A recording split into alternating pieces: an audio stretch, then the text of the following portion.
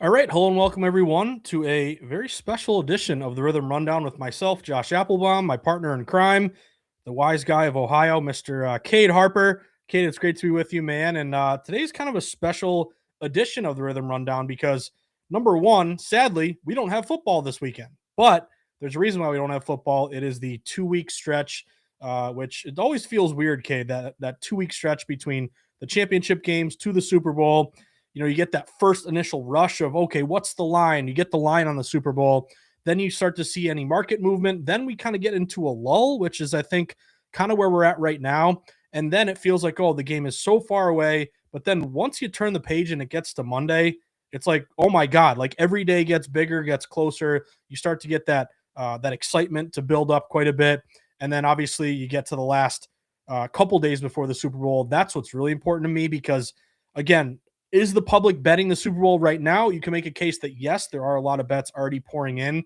But if you talk to a lot of odds makers, Cade, they're going to tell you that the biggest amount of action comes in the last 48 hours, 24 hours. Like that's when you get a ton of public betting rolling in here at the very end. So it's always notable to me, Cade, and I always try to caution this, like we all want to bet the game right now and have our bet in pocket and just kind of wait until the game. But I think sometimes patience can be very rewarding here because line moves can be important. I mean, you look toward last year or last couple of years that those late moves have been predictive. I remember last year I lost, Cade. I was on the Kansas City Chiefs. I said I'm just not betting against Mahomes, but you started to see that line creep back toward the Eagles. I think they were +2 down to +1.5 late. So it's always important to me that late movement that comes in.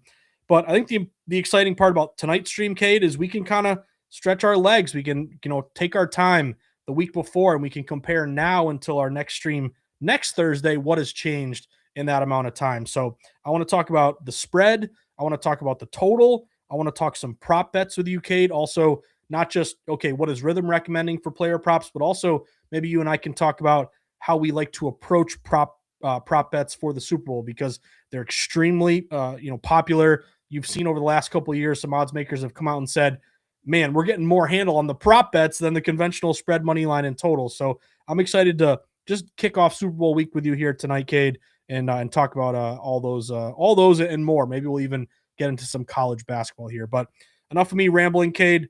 Welcome aboard, buddy. How you doing? Any thoughts from AFC NFC Championship games, and just how are you feeling? Take me into the mind of Cade Harper, the week before the Super Bowl. It's wild. Two amazing games. I was so dialed in on Sunday. Like those were like as good as a possible games that you could probably get in both of those scenarios. One of which obviously we won in, the other one, I mean the teaser hit, but obviously would have loved the Rams there. But Seahawks, phenomenal team. Obviously we see that.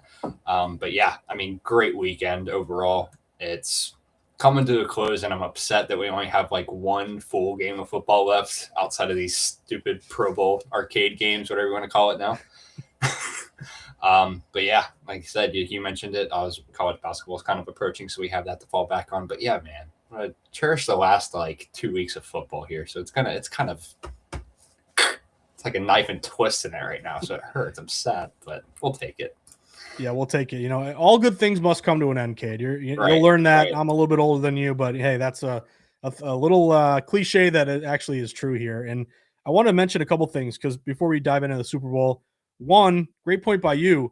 We talked about how both of those situations, super contrarian play to go with the Broncos. You had like 80% of bets on New England. Same thing with the Rams in Seattle. Everybody and their mother was on Seattle. Now the public obviously won with Seattle. Public lost with the Patriots. But now we're hitting on a week ago tonight. What a great long teaser opportunity that was. Because if you had the thought of, okay, maybe Rams don't cover, but I think they're going to keep it close, or you could say the same thing for the Broncos. Well, if you took those Broncos up 4.5 to 10.5, you covered the 4.5. It actually got down to 3.5 when I did the stream. I think they were still 5.5. So they covered the regular number and the teaser. And then great point by you talking about the Rams. They didn't cover the number, which was annoying to me because I thought McVay was not the McVay that I was counting on this mastermind. Your special teams were terrible. And then how do you not go for 2 to make it a 3-point game, Kate? Because I had bought up the Rams up to 3 minus 120 thinking, okay, they can lose by 3. At least I'll push. But of course, he doesn't go for it. And Stafford had a chance at the end. Whatever. We're not going to cry over spilt milk. But you remember that 2.5 to 8.5 did cover. So one thing I want to mention, and maybe we can send an email to Megan and Brian and the whole crew and our buddy Adam Rosenberg. Like, let's get starting next year, if possible, some teaser recommendations into the NFL. Like, wouldn't that be interesting? I would love that. That would be awesome. They're very profitable if you do them the right way. But yeah, absolutely. Yeah, and team totals. You've done a great job with team totals, first half, second half. So maybe I'll put together an email and send it to Rithmm, because I think these are just the little things that we can continue to improve the product with. Because I know a lot of people, they love the teasers, but they don't approach them really in an analytical way. But obviously those two came through. I want to hit on a couple props just real quick that we were able to cash. Cade, remember Kenneth Walker? He was coming off that ridiculous game against the Niners. Well, he was at 85.5, and like nobody wanted to play that under, but Rithmm had 62.1. And Cade, this was unbelievable. I double checked it before tonight's stream. He landed on 62. So how crazy is it that Rithmm was 0.1 of a yard off? I mean, that's just incredible. And then I texted you about this one because I know you cashed it as well. The Colby Parkinson over 24.5. So Rithmm predicted 31. And early on, I think he cashed that thing, which was nice. He landed on 62. So it was certainly nice to see, obviously, a couple of those hit, which was great. And the other one was with the Broncos. You and I did the stream. I think they were 5.5, 5, 4.5, somewhere around there. They closed 3.5. But when they were 5.5, Rithmm said it should have been a 3-point game. So again, shout out to Rithmm for nailing some of these predictions. So, Cade, if you're ready, let's talk about the Super Bowl here. Let's look at what Rithmm is predicting. Let's look at how the market is reacting, and we'll see where the edge lies.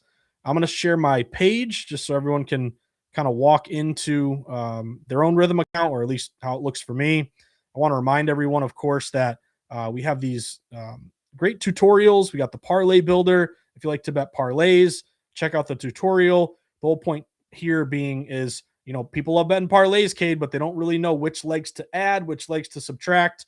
Rithmm's going to really walk you through how to identify the most valuable parlay legs. Then we also have our getting started tutorials, which are great. So if you ever have any questions, you can check these out, as well as a bunch of great promotions. We got our Discord channel. We also have our Refer a Friend. So all of those are available to you on the homepage. Now, before I click the breakdown here from Rithmm for the Super Bowl, I just want to give you an idea of how I'm viewing this, Cade, and I'm going to give you a betting system that I think you're going to be interested in. So on the one hand, we haven't seen a ton of movement. We opened mostly, I saw some books, Cade, minus 3.5 Seattle up to minus 4.5. I saw a lot of books 4.5 that are still 4.5 Seattle. I believe there might have been one book that was 5 down to 4.5. So whether it was 5 down to 4.5 or 3.5 up to 4.5, we've pretty much settled on Seattle minus 4.5. I'm looking at the juice here, Cade. There really isn't an indication one way or the other if it's juiced up toward the 5 or juiced down or juiced up, I guess you could say, down to a 4. Right off the bat, let's think about what we talked about in the AFC NFC Championship game. 4.5 is right in that spot where the Broncos were. Teaser play. My first automatic thought, Cade, is teaser with the Patriots. 4.5. You can get up to 10.5, go through the 7, go through the 10. My other immediate thought here is, boy, do we have a contrarian opportunity, my man, because we are looking right now, and I'm a little bit surprised, I'll be honest with you, Cade. Seattle minus 4.5. Is the betting public going to say Seattle's a wagon? Even though they won kind of a close game against the Rams, they're kind of always in control. They obviously blew out the 49ers late with Seattle. They'll easily win by a touchdown or more. Or is the public saying it's kind of a lot of points? Patriots have been, winning these games. They feel like a team of destiny. Let's take the points here. Well, it's very clear that the public is all over Seattle. Right now at DraftKings, 77% of spread bets are laying it with the Seahawks. So my first thought, other than teaser opportunity for New England, is that, Cade, I'm going to be on the Patriots here.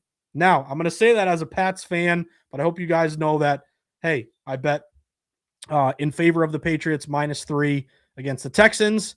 I bet against New England in the AFC Championship game in terms of taking the points with Denver. I also bet against the Pats with a 3.5 against the Chargers and lost that one. But I just want everyone to know I'm not telling you I'm going to England because I'm a Pats fan and I want them to win. Again, that's like the easiest, number one thing you should not do is bet with your heart. But if you give me a Super Bowl, a one-off, the most I mean, if you're a contrarian, this is your Super Bowl because it is the Super Bowl, because everyone and their mother is going to bet on this game. It's the most heavily bet sporting event of the entire year.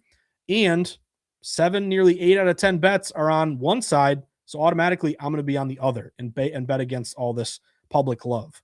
However, I don't think it's just a contrarian play, Cade. You look at circa 36% of spread bets are on New England, but it accounts for 63% of spread dollars. So the wise guys in Vegas, they're showing a low bets, higher dollar split also in favor of New England. I got a couple stats for you here, Cade. Super Bowl dogs. Just taking the dog in the Super Bowl. It's not overfitted. It's not, divisional dog, awful loss on the road. No. This is just dogs. All you got to do is take the points. They're 15-7 against the spread since 2004, 68%. So you are getting dogs covering 2 out of 3 Super Bowls. If you isolate the dogs that are 3 or more, so plus 3 or more, since 2004, they're 11-4 against the spread, 73%.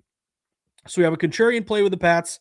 We have a sharp low bets, higher dollar split at circa. We got dogs having barked quite a bit historically in the big game. We got a dog who can score system match. Pats have averaged 27 points a game. Now, they haven't been great offensively in the postseason, but they've had some weather games. Drake May, there's questions about his shoulder. I don't know how big of a deal that may be. He was limited, but looks like he'll be okay. But he's going to be in a much better weather spot in California. So I don't think, the weather could be, it's not going to be a snowstorm or anything. This is kind of funny, Kate. I'll say it just because it's funny, but I don't think it's a real betting trend. Teams that wear the white jerseys, Pats are wearing the white jersey. White jersey teams in the Super Bowl are 37-22 straight up, man. Again, how it's like maybe it means nothing, but maybe it means something. I don't know. And then lastly, so funny. And again, I'm gonna throw this to you, Kate. I know I'm rambling here, man, but go for it. Last I'm one having is a great time. The other one to me is just the public mindset. Like you turn on ESPN, you turn on, Colin Cowherd, wherever you ingest your sports betting talk radio, and all you hear is how the Patriots had an easy schedule and they're not worthy of being here and they're a cute little dog, but no one believes in them. I think that's an angle that, can really rally the Patriots. Like, okay, I'd rather be the team that people don't believe in than the team that everyone believes in and thinks they're a shoo-in. I think that's an advantage here. I say all of that. Throw that all away, what I just said. Rithmm. Let's go to the Super Bowl. Let's go to the Rithmm predictions here. All 3 of my models cater on the Patriots. First model, Pats plus 0.9. That is a parlay piece if you're interested. Second model, Pats 0.8. And the third model, the most important one to me, a Green Star recommended Pats plus 0.5. So add it all up here. Cade, it's rare as a Pats fan that I can be against the public, and with Rithmm, I can be in that exact spot here in the Super Bowl. I haven't bet it yet. I'm going to wait out and see if I can get a 5, but I'm going Patriots here, Cade. I toss it to you. What's your take, your thought? Give me the whole enchilada here, what you're thinking for the Super Bowl.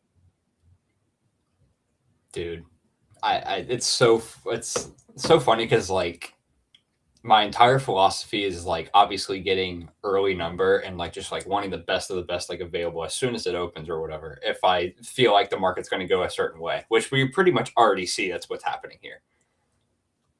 And yet, like I haven't really bet anything yet except for the one tease thing that you were talking about, which I'll get into that in a minute. Like I want the 4.5, obviously, but with the amount of money that comes in on this specific game, like just the Super Bowl as is, like this could very well go higher if some random jumbo comes out of nowhere in Vegas and says, "Give me the Seahawks."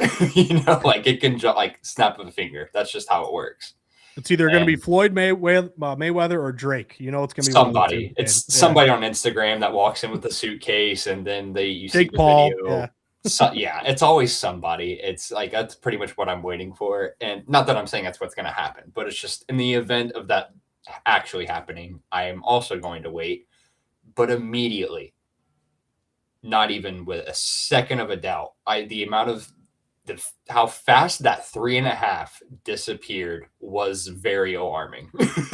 For those who watched it, immediately after that Rams game, it wasn't even like 2 hours later that was already at 4.5, which blows my mind that many people are still going against New England. I believe me, I completely understand the Seahawks hype. I really do. This one feels different. I don't know what it is. It's a rematch. It's not like the same teams or whatever, or like somebody's. I don't know if anybody actually. I think everybody that played in that game is actually gone now, if I'm not mistaken. Maybe. I don't know. There might be like one old head. Van Noy's gone. That's about the only one. But I mean, yeah, to me, it feels like a bigger number for a spread in a Super Bowl. Because like you see these games, you kind of think 2.5, you think 3 field goal kind of thing. 4.5 is obviously more than that field goal range. Not that I'm saying it's going to be like 40-6 again, like Philly, Kansas City was, whatever, because that was just atrocious. But yeah, Pats are looking really good. But I did take your advice, and you read my mind. I did the little tease opportunity, and I bought Pats up to 10, and then took the under of key number 52.5. So I got that minus 122, I believe. And that's still pretty active. I don't really think that those have really moved at all, to be honest with you. So if you wanted to go ahead and do that, just to have something online, that's probably what I did for now the most. Like the Pats at 4.5. But one thing I did bet full game already was actually involving the total, which I know you haven't gotten there yet, but did take the under because that one's actively moving because a lot of money was on the over last time I checked. Yeah, great point. I want to hear your full under breakdown here, Kate, because I lean pretty hard with you as well. I just wanted to mention you were talking about like, man, 4.5 is kind of like, it's weird how you think like in a regular season game, 4.5 is like nothing. In Right. a Super Bowl, 4.5 is pretty big. Like I'm just looking at the last 5 Super Bowls, Cade. You had, and which of course you had dogs go 5-0. So last year, Chiefs Eagles. Eagles were getting 1.5, won the game outright. Year prior to that, Chiefs were a 2.5 point dog. If you remember, a lot of people like San Fran in that game. It was that incredible comeback at the very end by Mahomes, just ridiculous. But they were getting 2.5 and 1. Year prior to that, the Chiefs were actually a 1.5 point dog against the Eagles, and they won outright. And then here's what I think is kind of an apt comparison, Cade. The year prior to that, the Rams played the Bengals, and it was the same exact number that it is right now. The Bengals were plus 4.5. And this is what I think could happen in this Super Bowl as well. Maybe the Patriots lose. Maybe the Seahawks are just that tiny little bit much better. But in the example here, that's exactly what happened. The Bengals covered the 4.5. Remember, that was Joe Burrow against the Rams. Bengals actually, if I remember correctly, Cade, I think they were leading late, and you had a late score there by the Rams to kind of seal that thing. Is that, if I remember that correctly? Yeah. But they end up winning by 3. So the 4.5 covered, and then the year prior to that, Cade, I don't know if you have like greatest bets of your life that you'll never forget. The COVID year. Tom Brady was getting 3 points against the Chiefs. I vividly remember I had just, me and my then girlfriend, before becoming my wife, we were COVID locked down, sweating that game. And I remember because it was also The Weeknd who was the halftime performer. And I kept going on VSiN with Michael Lombardi, and he's telling me the Chiefs are unbeatable. And I'm like, I'm going Brady in the points here. So that was a great one too. But my whole point being is all those games I just gave you, 4.5 was the highest spread.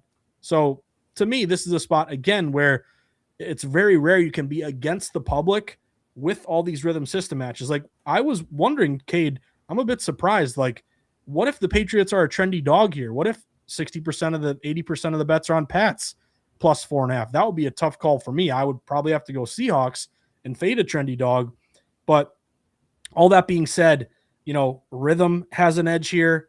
Again, predicting a game that's closer to 1 point either way. I love the points in this spot. So I just wanted to kind of reiterate that. But let me tee you up here with the total, because I did notice in terms of the total that over the last 24 hours or so, there was at least 1 or 2 books that did fall 46 down to 45.5. Now, that may not be a huge deal. It's a half point. Most books opened around 46, but I did see a couple books that opened 46.5 and then got down to 46 and are now down to 45.5. So if we can just respect the line movement, it's not going up for the over. It is falling down for the under. And if you're looking at the splits right now, 70% of bets are on the over at Circa, and about 60% of bets are on the over at DraftKings. So it would be a contrarian play. And you do have both these teams number 1 and number 2 in scoring defense, averaging giving up like 17 points a game. Two good defenses, to contrarian under, say no more. I'd lean under, but I'm going to throw it to you, Cade. What do you got for the total? I love that you went right to the under because it tells me you feel pretty good about it. I got it. Also, I did get it at 46. The one thing immediately that I noticed is obviously, okay, so sorry. So it moves, like I said, 46, and then it moved down, I think, to a flat 46 and before it hit the 45.5. I got the hook of 46.5, not necessarily that. I guess it matters because it's not necessarily the biggest key in the world in that kind of range. Nonetheless, I'm going to take a hook nonetheless. With an early movement such as this, given how much money and how many tickets are already on the over, I was looking, and according to DraftKings, it was 57 of the tickets with 62% of the money. Obviously, again, you mentioned it, biggest game of the year. The over is obviously going to see a ton of buttons clicking on that button. Like, it's just how it works. You want to see the exciting finish. You want to see the higher scoring. It's like the patterns, those kind of patterns create the best kind of value for specifically for us and hopefully the people who are watching, obviously. But typically, because last year I can't remember the last time I bet an over in a Super Bowl period. Like, it's almost like no matter what the number is, I'm probably betting the under in the Super Bowl just because it is the most contrarian play on the board almost every year, without a doubt. Probably more than like spreads or sides or sides in general, really. Traditionally, you kind of see them around like the 44 to 47 range, I think. And obviously, when you look at that kind of standpoint, if you're an odds maker, that's going to give you a ton of leverage because they can adjust from a lot of different numbers within that range because there's so many different keys that you're jumping through. 45 is one of them, actually, still. I know 42 is a massive one as well. You also have 49 that's up there.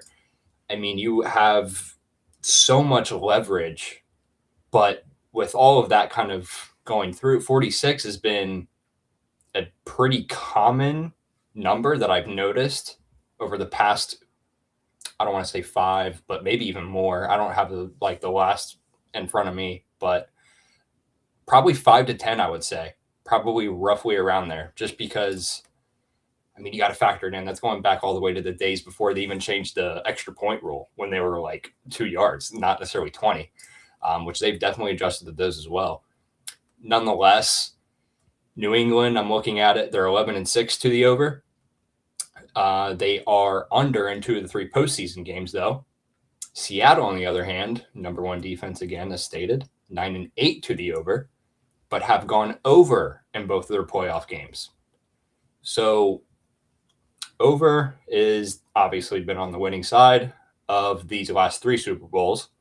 And then you have a stretch of all these huge game unders. Overall, the Super Bowl is, according to this trend, is 30-28 overall Super Bowls. That's obviously not disguising Super Bowl, the very first one, because there wasn't anything existing at the time. But nonetheless, like I said, I'm a massive unders better.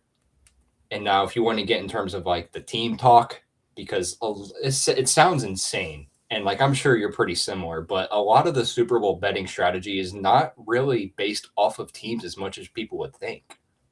Like, for me, it's a lot of data. It's a lot of contrarian play just because of the amount of money that goes into it. You could say that about every big game for me personally, but again, if my model actually had a green star on the under as well, I think mine was projecting roughly just above 44. I had another caution flag that was roughly the same as yours at 43. And then doing a little bit more digging, like I said, we know these two defenses. They are astounding as all get out. We know that. We've been knowing that for like the past 3 weeks now. We've known that for pretty much almost the entirety of the season. I like both offenses, but I don't like them enough to necessarily score 24 plus on both sides, although they are very capable of doing so.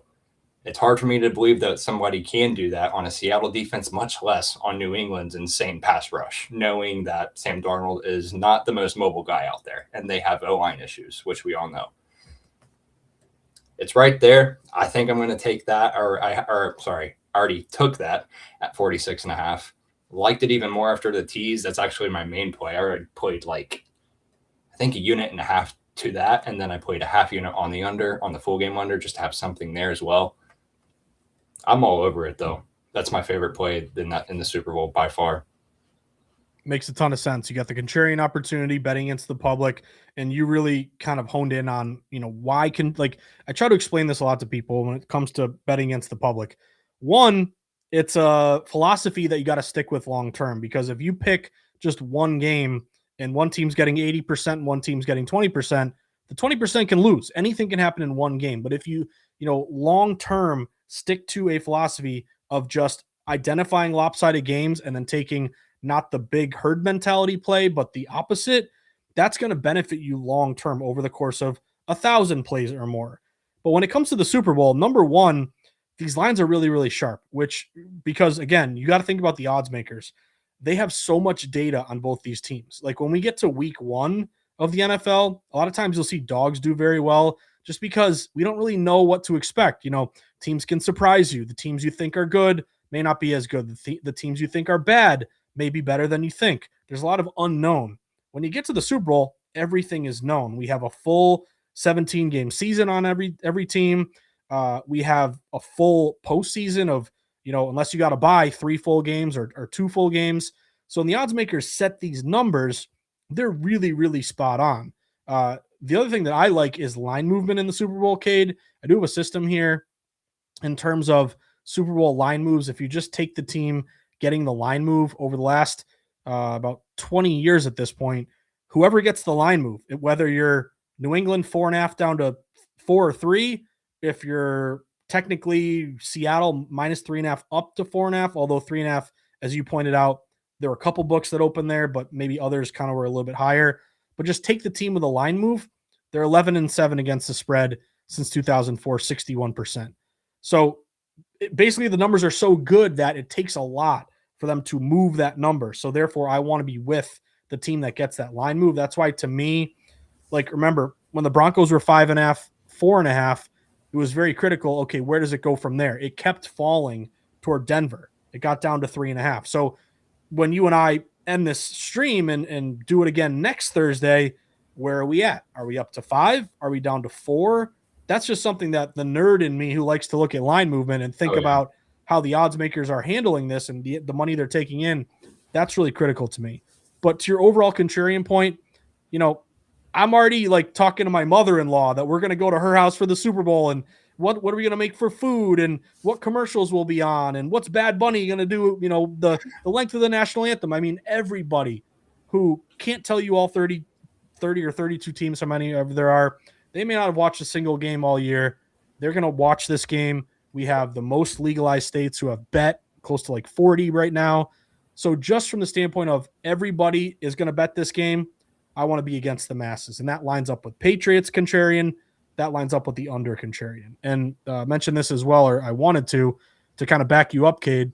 My 3 models, 43.7, 43.9, and the third model is 42.7. So Rithmm, they're not Green Star recommended. They're not Smart Signal, but they're all leaning pretty hard here toward the under. I wanted to look real quick too at the weather, because it's been crazy with these Patriot games and the weather.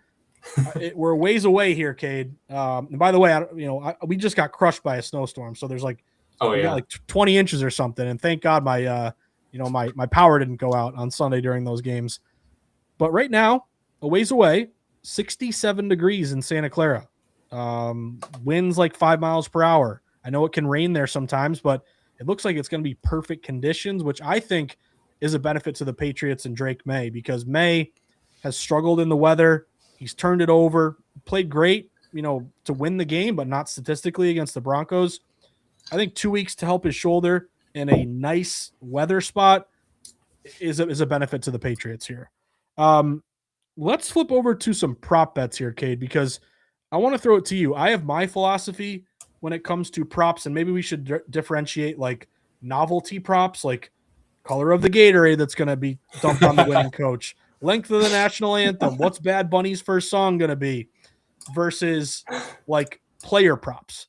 So one way to differentiate this, a prop is a propositional bet, and it's basically anything that is not found within the box score. Like if you go to ESPN.com, NFL.com, you find the box score, over unders for players, and all that kind of stuff you can bet on.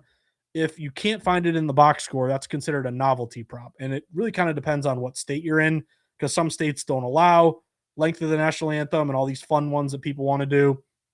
Kate, I'll tell you a funny story. When I used to work at Sports Insights, it must have been like 2012, 2013. I had a buddy who had a somewhat insider connection with all the commercials, and we bet and made a little bit of coin on No way. yeah, what's the first car commercial? Is it going to be Jeep, Mercedes Benz?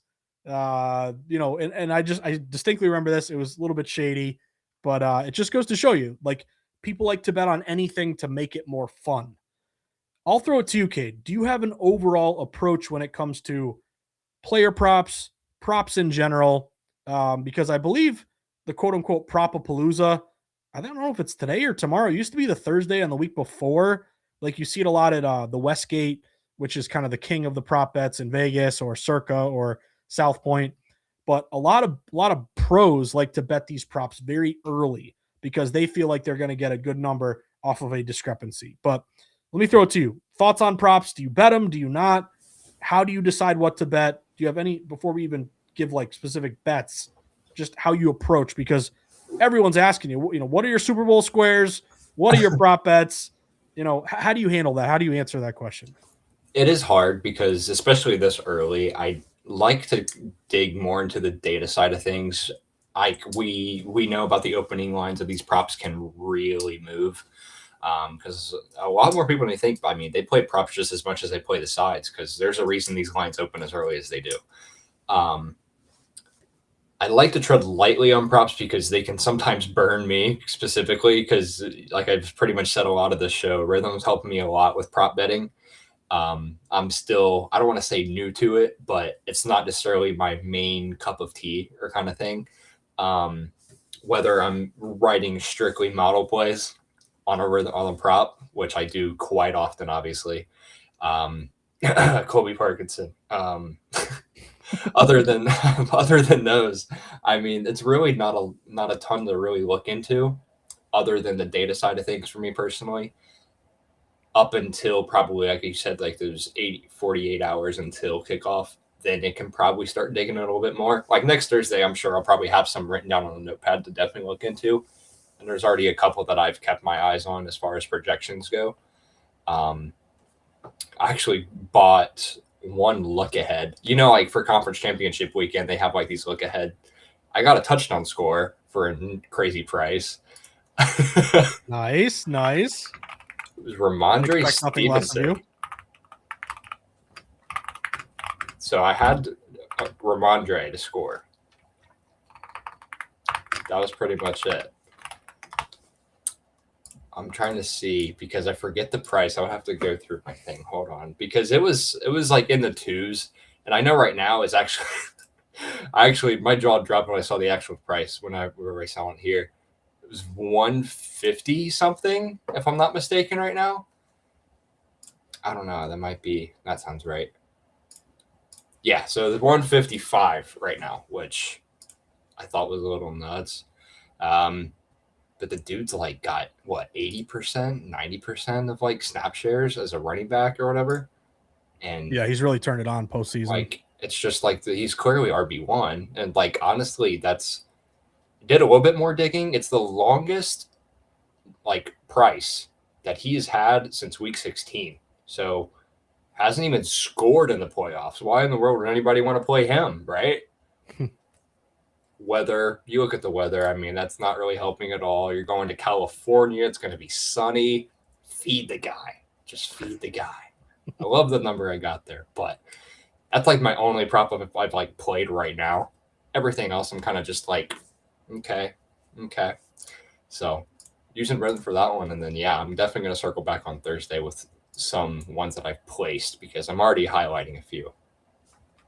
No, I totally agree with you. I think the one thing you said that was just most critical for a lot of new bettors is just try to limit your props. Don't go crazy.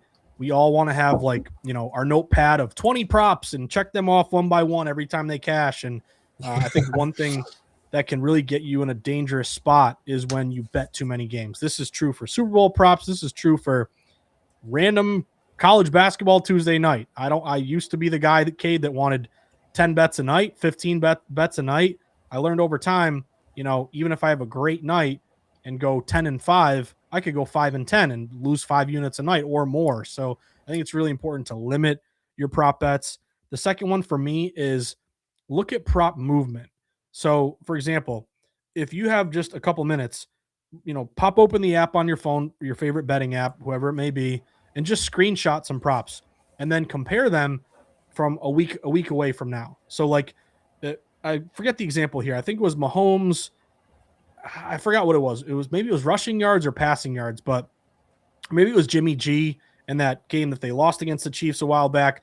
But it was something like the passing prop was, let's say, like 200 yards, and wise guys love the under and like hammered it down to like 180. What I like to do is like screenshot the odds, look for the biggest moves overall, and then buy low on the biggest move. So like if it went from 200 down to 180, I'll buy low and go over 180 because even if it lands on 190, the sharps who hit it earlier and went under, they're going to cash. I'm also going to cash if I buy low. So I think just having a sense of, okay, I like this player. Here's the number. Let me just go over. No, you want some reference point. You need, and Cade, one idea you and I could make millions on is like a live odds page for props where it gives you the props, gives you the opener, gives you, the movement, the money. I think there's a great opportunity there, but just have a reference point. See how they've moved. Try to take advantage of discrepancies. Then my other just little piece of advice is, when you look at how the public, just generally speaking, bets props, Cade, just like parlays, just like, wanting to bet something in the affirmative, if a prop gives you an over or an under, public's going to want to play the over. If a prop bet gives you a yes or a no, public's going to want to bet a yes. If a prop bet gives you a minus number and a plus number, public's going to want to bet the plus number.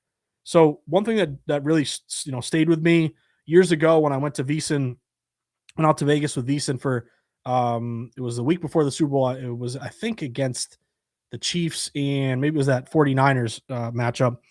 But an odds maker told me like pros love nose, unders, and minus numbers. Public loves yeses, overs, and plus money numbers. Like one that pros always bet. It's true. And again, limits are kind of low on some of these props, but like, will there be a safety? Public always says yes because it's like plus 1,000. Pros always go no because it almost never happens. Even though I think Brady took a safety, what was it, a few years ago? Was it against the Eagles? Or oh man, I think he that might have hit that 1 year, but it almost never hits. Yeah, that's funny. And then will a game go to overtime? That's the other one where public will always go plus 1,500, yes. Wise guys always go no there. So just keep that in mind. If you're going a yes, a plus money, or an over, you're kind of doing what the book wants you to do. With all that being said here, Cade, let's just get into a couple props. I want to get your take on them. If we go to our smart signals, my first overall thought is I want to target mostly pass catchers, Cade, because if you look at both of these defenses, they are really good against the run. You have Seattle number 3 against the run. Patriots are number 4. They're both giving up less than 100 yards on the ground per game. So if we have two really good rush defenses, it makes sense to me to maybe avoid some of the running backs and focus on the pass catchers. So a couple that just jumped out to me. Um, you had just mentioned him, but Ramondre Stevenson's under rush attempts. Now, this is one of your top smart signals. Now, Ramondre, as you mentioned, has just been awesome. You got to remember, Stevenson was great, had a big fumbling problem. I mean, New England was like, you got to bench this guy. Like, he just fumbles constantly. Knock on wood, he's been really good recently. So do not fumble in the Super Bowl, please. But he's really turned it around and been awesome. And it's kind of a sell high opportunity. Like, if you look at this recent performance graph from VSiN, he was pretty consistently cashing these unders. He's popped off in the postseason, but the Houston game was basically a snowstorm where you probably wanted to run it more than pass. And then he had 25 carries in a legit blizzard in Denver. So I think the elements, again, the wind we always talk about, biggest, effect on the total, because if you can't throw it in the wind, you're going to run it more, chew up the clock. Ramondre's number one, you can sell high because he had 25 last game, and public will say, 14 and a half, go over easily. But good weather, you don't want to run straight into that, Leonard Williams and Murphy and all those guys. I think I agree with this rhythm prop. I like this one. Under 14 and a half rush attempts. It's a sell high. It's a good weather, run it more or pass it more. And you can avoid this really good pass defense of the Seahawks. But he's predicted 9.3. So that's a pretty big discrepancy. I like this Ramondre under 14 and a half. And then, Kate, I'm just going to highlight a couple more, and then I'll toss it to you. But some receiving opportunities here, some pass catchers. One is Jake Bobo. I know it's not a Green Star placade, but if you look what he's done, he's had a couple big catches in both games in the playoffs against San Fran. He caught that touchdown against LA. He's what we like. I mean, I even have to, like, a half yard. Like, is that legit? I cannot believe this. Rhythm's predicting close to 10. So Bobo, can you just get me 1 yard? I really don't hate that at all. But the other couple I wanted to highlight was Kayshon Boutte, who didn't do much pretty much did nothing against the Broncos, but it was a blizzard, and Drake May's shoulder might have been a little sore. There were some opportunities. He tried to feed him. He just couldn't connect with him. But over 30 and a half, he's predicted 48.8. And then the other one was Mac Hollins, who is now back over 26 and a half. He's predicted 35.2. And when he's healthy, he's been a pretty good part, especially with some yards after the catch. And then Hooper, who did let us down last week, over 9.5. Rhythm likes him again, over 22.5. So, Kate, I'll throw it to you. Ramondre under rush attempts, Hooper, Hollins, Boutte, Bobo, any of these guys, or feel free to let me know where you want to go here. I can pull up a different prop. Yeah, I'm basically just scrolling through same as you. And yeah, a couple ones that I've already written down for the most part. I know Kayshon Boutte's been pretty much our guy, right? He's like one of those that's been really hot lately. And I know I took his anytime touchdown, but it doesn't necessarily mean I'm on his side of like props and attempts and yards and whatnot. Ramondre's got a decent amount of value on his under. And I actually took the yards instead of the attempts, which correlating they're really similar. I know this was the smart signal on the attempts. That was the attempts, but I'll pull up the yards for you. I know my, or at least I think everybody's is pretty much the same, but yeah, obviously it was a caution under for me as well. It's one of those things like where you're playing regression in a way. Like you look at him, like we pretty much went over. He's been on fire, right? Like it's pretty much exploded out of nowhere, and not out of nowhere, but in the postseason, he's done really well. A lot of the times people are going to pretty much see that. And all of a sudden it's like, hey, this guy's done really good. Well, let's take that over. He's cleared this line easily the last few games. Dare I say 50 is a lot for the Seattle defense. Like, I don't know what number is necessarily too low for the Seattle defense at this point. Like, they are shutting running backs down that aren't named Christian McCaffrey or Kyron Williams, basically. Not that I'm saying Ramondre is necessarily bad, but compared to like there's a levels to it, obviously, and then offensive minds are very different. They kind of pinpoint McDaniels or sorry, not McDonald's defensive schemes a little bit better. It's different. It's a different bet for me, especially because, and this actually kind of goes in line with Travion's over, which I also think Rithmm has.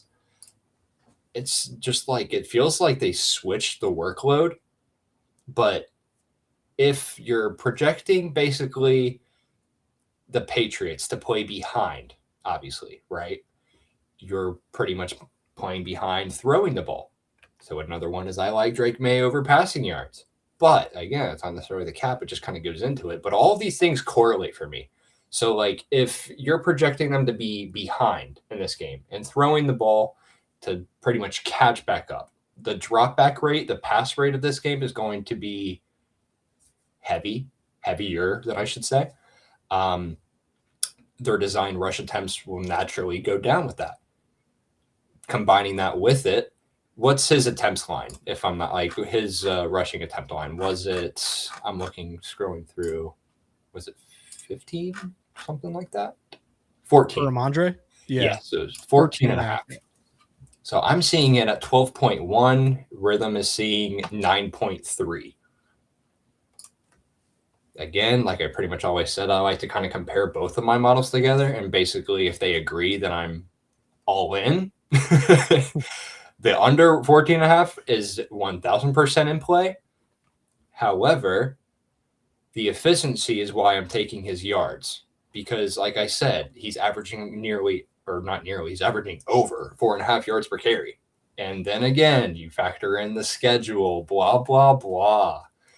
Seattle defense is number 1 in DVOA, and this is his specific toughest match. It's just a bad matchup for me. And he leads the NFL with 6.9 yards per carry against stacked boxes. That means when teams are loaded up on the line of scrimmage and they are pretty much prepared for a run play, Stevenson's still getting almost 7 yards attempt on those kind of schemes. Seattle, they use a stack box, the second lowest rate, and they still manage to stuff runners like instantly. And it blows my mind how talented this defensive group and that front set, or that front four, that unit, the linebacking core, all of them. I love the chance at the under of 50 and a half. I love the under attempts. As of right now, those are two that I'm highly likely of leaning towards. Both unders. Travion, I'm going to have to look more into his over, even though Rithmm did like that as well. And then I mentioned Drake May's over as well, and passing, which those two, and I know they think they had Travion's had the parlay piece, if I'm not mistaken. Yep. Might kind of fool around with that a little bit. I mean, I know it's not necessarily something that I necessarily like to do. As far as parlay optimizing, though, I mean, I know a lot of these lines and all these props can be listed at like 15 plus. If you guys are into those, you can try it out, give it a shot with that. Like I said, I'm still kind of learning the parlay optimization piece in general, but I don't really like parlaying straight numbers together unless if I just see an enormous amount of value on it, which I hardly ever even do that as is. I probably never do that. All lines are different because similar to the tease, it's kind of how I see props in a way. It's kind of like teasing props, if you want to call it that, even though it's not necessarily a real thing. If you want to, I don't even know what the proper term would be. I guess you can kind of call it that. But yeah, I know a lot of the markets offer like 10 plus, 15 plus. Obviously, you don't want like a minus 300 prop. Do not do that. Please do not do that. That's not what I'm saying. Might just tweak around with the parlay optimization though, and kind of just make something fun, because all these profit boosts kind of come active as well. So it's probably just something to play on there. I know a lot of the books offer tons of different offers for this game specifically. But yeah, Ramondre's the main one I'm looking into. Travion and Drake's are just other ones that I'm kind of looking into. Hunter Henry. I mean, there's so many. Like I said, next Thursday, I'll have them like pretty much all. I'm looking at least like 3 though to at least place, because usually it's probably what I'm around anyways, because I don't play him anything huge. Like I've pretty much said that all year. I'm typically like quarter of a unit to half a unit at the most, because again, I'm not a huge prop guy again. But yeah. No, I'm right there with you. I'm with you on the Ramondre under. I just think the game script kind of screams that. Like, are you going to, run your head straight through a brick wall 15 times? I don't know. Maybe you want to isolate more of the passing game. That makes sense to me with this rhythm edge. The Booty and the Mac Hollins. I also like those two because Mac Hollins gives you the yards after the catch and Booty's the deep ball as well. So makes total sense. And then I know Jake Bobo is going to have a catch. That's my remember Kyle Juszczyk? Was it years ago? Yeah, where he was no one played him, and he I think it was the first play of the game, if I remember correctly, that he went over that number. But what are you gonna do? Anyway, Cade, probably gonna wrap up the pod here or the live stream. But I just wanted to touch on one thing, just changing gears. Let's talk a little bit of college basketball because I think as a sports bettor, and you hit on it perfectly, the Super Bowl we're so excited about, but then it's man, once the Super Bowl ends, there's no games for 6 months. So you kind of have this down feeling, this void where you're already missing it. But remember, to me, when NFL ends, it's like college hoops, 0 to 100, because March Madness, if you're like me in New England or cold Ohio, it gives you the idea of, okay, we're not too far off from spring. Obviously, baseball, I'm looking at some win totals already, thinking about this year for MLB. But with that in mind, I just wanted to highlight the fact that, college hoops is really heating up, and Rithmm does a fantastic job of giving us all these different models and predictions for games that you may not even like. The thing to me, Kate, is can you name the mascots? If you can't name the mascots, that's a game that probably the public is not going to bet.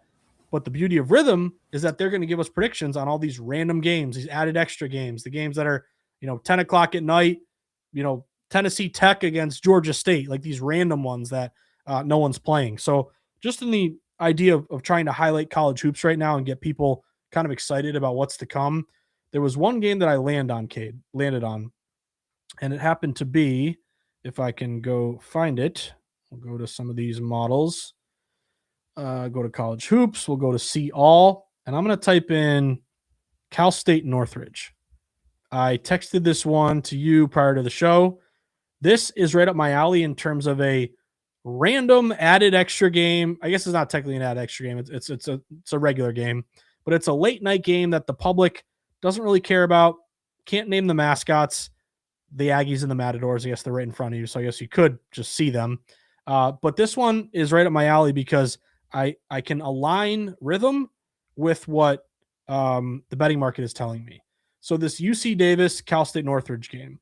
First thing that jumped out to me, Cade, is the fact that the team at home is getting a line move against a team with a better record. So UC Davis is 12-8, Northridge is 11-10. We open Northridge with a very short, minus 1.5, very, very short number here.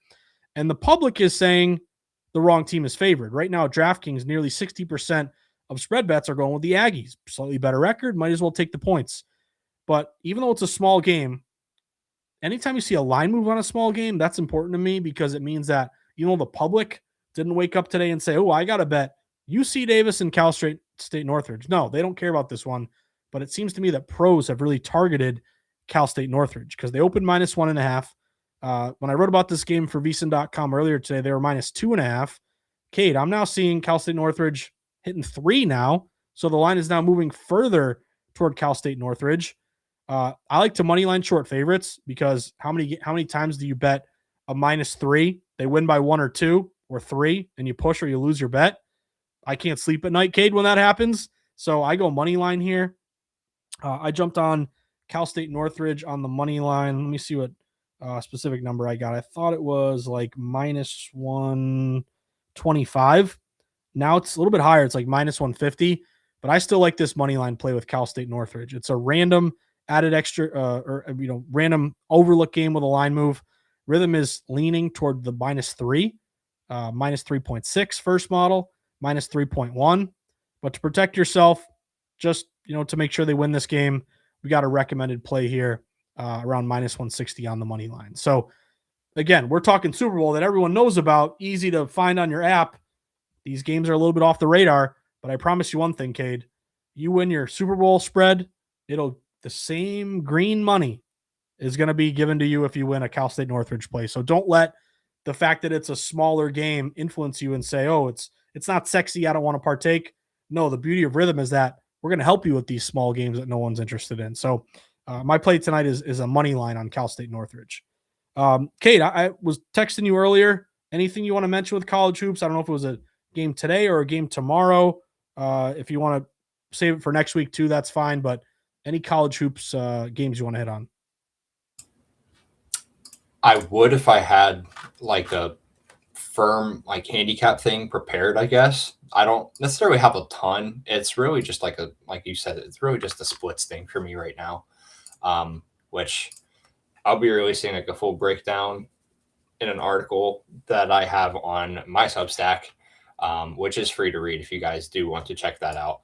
I post all those like on Twitter and stuff like that. And then also obviously give the rhythm model breakdown pretty much next to that to pretty much correlate the two in general. Not really a whole lot yet because I haven't written it or haven't really looked into it as much. I know I want to play in the game just given the split side of it. But again, I like to look into the data side of it as well on top of it. As far as tonight, there's a couple, but again, the splits didn't really align with it. And I couldn't really get on the side. Yesterday, I know yesterday was actually a good day for it. I know I did. I guess I'll if I can get a little bit of a better number, try to get my best on a CSN money line play. I do like that spot though. I did look into it after you mentioned it to me, and it's like a pure college basketball spot bet. And I know a lot of people don't necessarily know what that kind of means, and that's okay because it's not really a term that's widely used, especially in like today's kind of gambling world or whatever you want to call it. It's really just about like basketball is a game of runs. Obviously, you want to look at the teams who are really hot. You want to look at the teams who are not, essentially. It's not exactly how you would think though. Like the teams that are hot, you actually want them to regress. And then the teams that are not, you're basically looking at them for positive regression in a way. Hence why CSN is favored in this game when they are 11-10 going up against a team that is, 13-8, whatever it is. I don't even know. It's not anything friendly though. I know that. Yep. But I mean, as far as efficiencies go, I did look into it. CSN, they are very good at second chance points, and they are also good at pretty much limiting second chance points. And I know that's all I think, because I read your recent article today as well, and that's something that you hit on. And thanks, man. I mean, it is what it is. Yeah, I mean, like I said, my model liked it as well. So if I can get a better number, because I'm not going to play a minus like 160 or minus 170 now, as much as you guys probably want me to just watch me die there, I'm not going to do it yet. But yeah, solid team at home. So I mean, I'll look into it. I'll be watching that game while the rest of you guys are. I don't know what other game is on tonight. Actually, there's none. You guys might be watching that one. I don't know. No, fingers crossed, man. I appreciate it. And yeah, I just want to mention too, like, if you don't want to go game by game, if you don't have the time to, I think there's like 56 games tonight, just go to your game predictions and just go straight to the best of the best, like Charleston Southern. That's a Rithmm recommended smart signal. The over in the Hampton game, the over in the BYU game. I guess that's a couple days from now. Let's see. The ones for tonight are these two, the Hampton over and the Charleston Southern. But that's the beauty of Rithmm. The awesome part of Rithmm is like, what other app is going to give you a Charleston Southern recommendation? Like, again, that's just awesome how we can really, focus on games that get overlooked, but will cash and pay out just like any other bet. I will say the Rithmm's mid-major totals are actually very good. For those of you who don't know, it's a train to get on, and I would severely advise on looking into it or backing them if they are recommended. Just a quick note, because I know that they were really good last year. So far this year, haven't looked into it as much because I'm really trying to conference play on Power 4, which is burning me to hell right now. I'm trying my best to get out of that, and it's not been fun. It hasn't been kind. Public it's very chalky right now, but I regress. Mid-major totals on Rithmm, look into that one for sure. Sorry.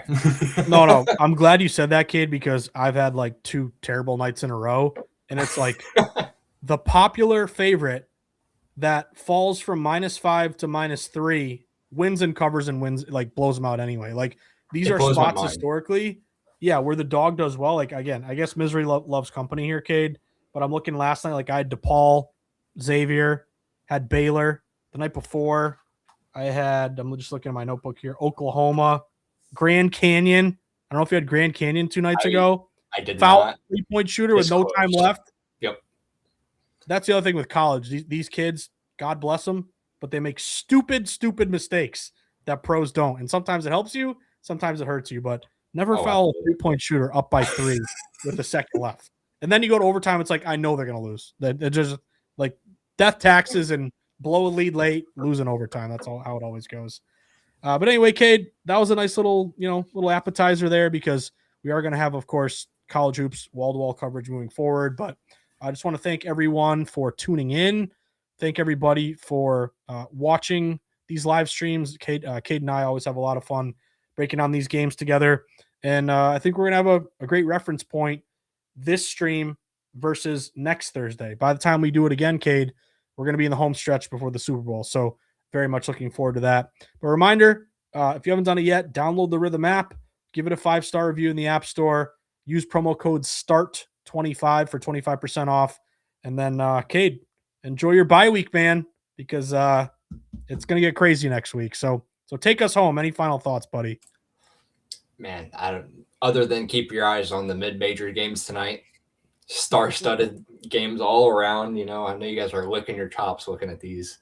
No, but should be a good weekend. Like I said, you can kind of prepare your plates for the college basketball slate this weekend, and it's a good one. And then bankroll builders into Super Bowl. Hopefully you guys are racking up some coin this weekend to be able to use it on the Super Bowl. Or if you've tailed the show, hopefully you should, because we've done pretty good, I think. But yeah, other than that, looking to close out a great year of football, of course, yet again. It's been a pleasure. And so we're really excited to close it out strong. Well said, my man. Well, good luck, everybody. We'll see you next Thursday. Thank you, as always, for tuning in, and good luck with your bets. Hope you cash a couple tickets. And, download Rithmm, play around, and we'll see you next